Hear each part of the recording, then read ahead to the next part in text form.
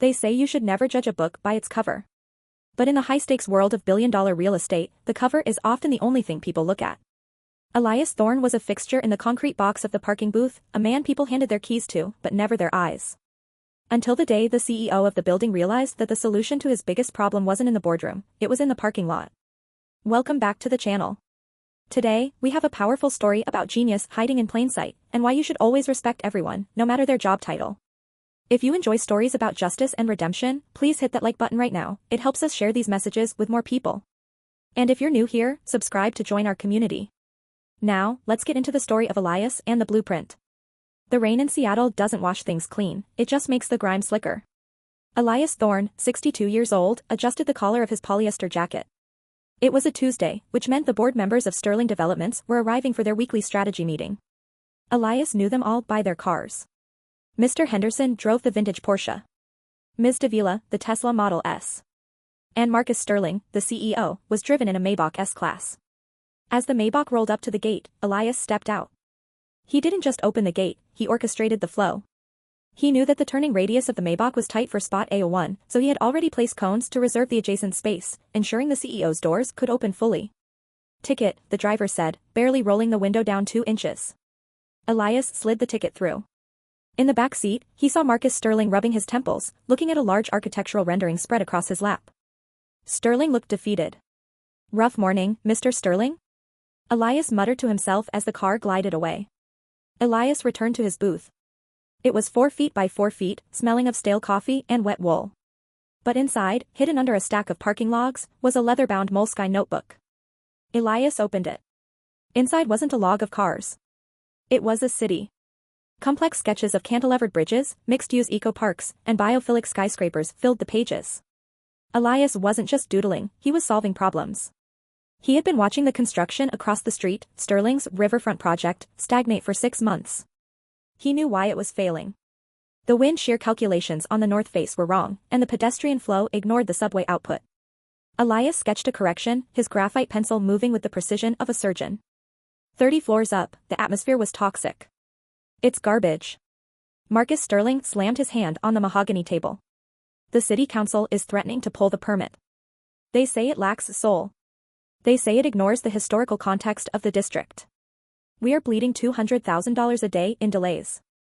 His lead architect, a young man named Julian who wore glasses more for fashion than function, stammered.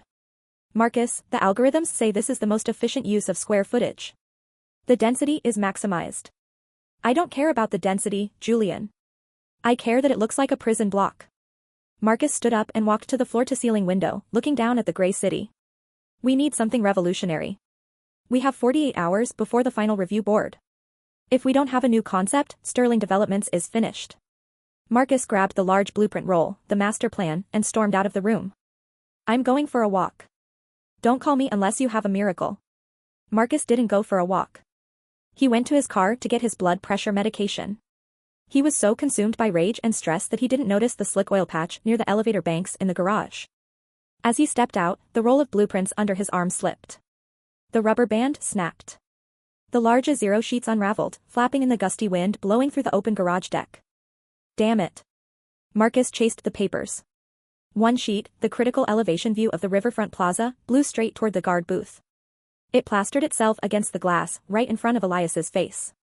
Elias opened the door and peeled the wet paper off the glass. He looked at it. He sighed. It was worse than he thought. The load-bearing columns were interrupting the visual line of the river. It was amateur work disguised as modernism. Marcus came running up, panting, his expensive Italian loafers ruined by puddles. "Give me that." Elias held the paper, but he didn't hand it over immediately. He looked Marcus in the eye. "The wind shear," Elias said softly. "Excuse me?" Marcus snapped, reaching for the paper. "The wind shear," Elias repeated, his voice deeper, authoritative. "You have the plaza facing northwest. In this city, the wind comes off the sound. You're creating a wind tunnel. No one will sit in that park. It'll be freezing." Marcus froze. He looked at the parking attendant, a man he had passed for 3 years without ever really seeing. What would a parking guard know about aerodynamic architectural modeling? "I know that when the wind hits this booth from the northwest, it whistles," Elias said. And I know that if you rotate the axis of the amphitheater 15 degrees and use a step terrace design, you block the wind and double the sunlight exposure. Marcus stared. He looked at the blueprint in Elias's hand, then at Elias. He saw the calloused hands, the gray stubble, the name tag that just said Elias. Do you have a pen? Marcus asked, his voice trembling slightly. Elias pulled a 0.5 mm drafting pencil from his pocket. He didn't just sketch, he drafted. In 30 seconds, right there on the wet paper, he drew an overlay. He corrected the axis. He added a cantilevered green roof. He integrated the subway exit into the lobby. Marcus watched the lines appear. They were confident. Perfect. Who are you? Marcus whispered. Just the guy who watches the cars, Mr. Sterling, Elias said, handing the paper back. You're blocking the exit lane. Marcus didn't leave. He stood there in the rain, looking at the sketch. It was brilliant. It solved the wind problem, the light problem, and the aesthetic problem in one stroke. Come with me, Marcus said. I'm on shift, sir. I can't leave the post. I own the building, Elias. I'm relieving you of your post. Come with me. Elias hesitated. He touched his pocket where his notebook lay. He hadn't been in an elevator like that in 10 years. Not since the bankruptcy. Not since the cancer took his wife and the medical bills took his firm. They rode the elevator in silence. When the doors opened on the 30th floor, the receptionists stared. The junior associates giggled behind their hands. Here was the CEO, dripping wet, standing next to the parking attendant in a neon yellow vest that smelled of exhaust fumes. Marcus, Julian, the lead architect, sneered as they entered the boardroom. Did you bring security? Are we firing someone? No, Marcus said, slamming the wet blueprint onto the table. We're listening. He pointed to Elias. Tell them what you told me. Elias stood at the head of the table. He felt the weight of the eyes on him. The judgment. The classism. To them, he was labor. He was the help. This man, Julian laughed, is going to critique the Riverfront project? Does he even know what AutoCAD is? Elias didn't speak. He walked to the whiteboard. He picked up a marker. The problem isn't the software, Elias said, his voice filling the room. The problem is the humanity. He began to draw. He didn't just draw lines, he drew life. You are building a monument to your ego, Elias said, sketching rapidly. But a city is an organism. You have placed the retail facing the street, but the foot traffic is from the river walk. You've choked the flow. He drew a complex diagram showing pedestrian movement density. By using a biophilic design approach, Elias continued, using the technical term effortlessly, we can reduce the carbon footprint by 40% using passive solar heating here, here, and here. The room went silent. The terminology he used, fenestration, brutalist integration, LEED platinum standards, was not the language of a parking attendant. It was the language of a master. Julian sat down, his mouth open. Where did you learn this? Marcus asked quietly. Elias capped the marker. He looked at his hands. I didn't learn it. I lived it. I'm Elias Thorne. A heavy silence fell over the room. An older board member, a woman named Eleanor, gasped. She stood up, removing her glasses. Elias Thorne, she whispered. Of Thorne and Associates? The firm that designed the Civic Center in Atlanta? The winner of the 2008 AIA Gold Medal? Elias nodded slowly. That was a long time ago. We thought you were dead, Eleanor said. You vanished after the crash. I lost my wife, Elias said, his voice cracking slightly. Then the recession hit. I lost the business covering her treatments. I lost the house. When you fall in this country, you fall fast. And once you don't have an address, you don't have a license. I took the job at the lot because I needed to eat. And because. He smiled sadly, it has a good view of the architecture. Marcus Sterling stood up. He looked at his team, young, hungry, arrogant, and utterly outclassed by the man in the yellow vest. Julian, Marcus said. Get out of that chair. Excuse me? Give Mr. Thorne the seat. Marcus looked at Elias. We have the city council meeting in 24 hours. Can you turn this sketch into a render by then? Elias looked at the computer. It had been years since he used the new software, but the principles were the same.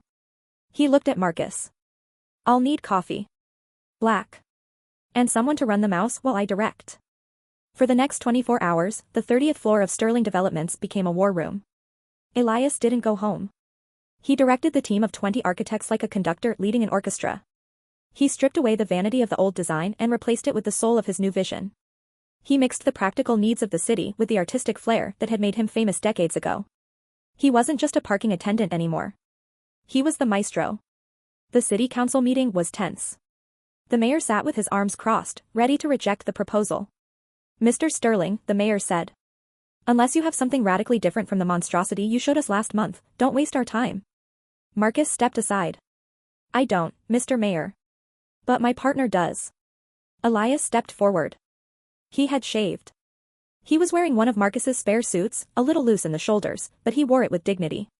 He presented the Thorne Riverfront. It was breathtaking. It wasn't just a building, it was a bridge between the community and the water. It featured public gardens on the roof, affordable housing integrated with luxury units, and a design that honored the city's history. When Elias finished speaking, there was silence. Then, the mayor stood up and began to clap. Then the council. Then the room. 3 months later. The rain was still falling in Seattle, but Elias wasn't standing in it. He was standing on the balcony of the 40th floor, his new office. The name on the frosted glass door read, Sterling and Thorne, Urban Planning. Marcus walked in, holding 2 cups of coffee. He handed one to Elias.